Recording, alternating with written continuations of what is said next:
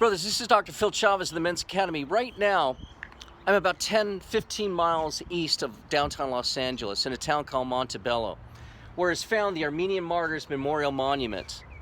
It's quite a moving monument, brothers, where there are flower arrangements strewn all over. In fact, many are piled up here right in front of this plaque and are quite dried out. And they've been here, obviously, for quite some time.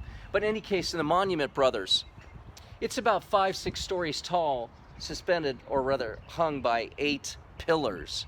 It's quite moving. And as you can see, it's an open monument. In the plaque, it says, this monument is erected by Armenians or Americans of Armenian descent, is dedicated to the 1.5 million Armenian victims of the genocide perpetrated by the Turkish government in 1915 to 1921, and to men of all nations who have fallen victim to crimes against humanity. Brothers, it was a harsh period, especially beginning in Turkey, where there was a political movement starting there that tried to remove all the Armenians from the Ottoman Empire. Of the 2 million Armenians living, 1.5 million were killed, tortured, starved, massacred, the majority of which were sent out into the desert to die of thirst and die of hunger.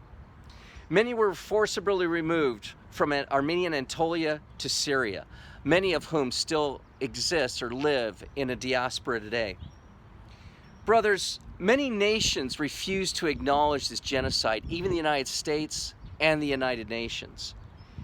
Brothers, it's important to acknowledge those under persecution, religious, ethnic, political. It's important to do what we can not to ignore them, to at very least pray for them, to spread the news about things that are happening, these abuses, these persecutions. Brothers, in justice, we must stand up against persecution wherever we may find it. Because brothers, if we don't stand up, if we don't acknowledge, if we don't fail to see what happened in our past, we'll fail to see what is at present, and we'll fail to see what may go on in the future. At the present, well, there's religious persecutions going on throughout the world in several countries. Brothers, we can even see signs of religious persecution here, even in the Western world, even in the United States of America. Brothers, as persecutions have existed throughout history for 2,000 years, well, and religious persecutions certainly even before that, but Christians indeed have seen various persecutions come throughout the world. Brothers, we could be seeing that very much come soon in the United States of America. So let's take care, brothers, not to acknowledge persecution wherever it is, so we may not fail to see where it exists in the present and to do something about it. Brothers, God be with you.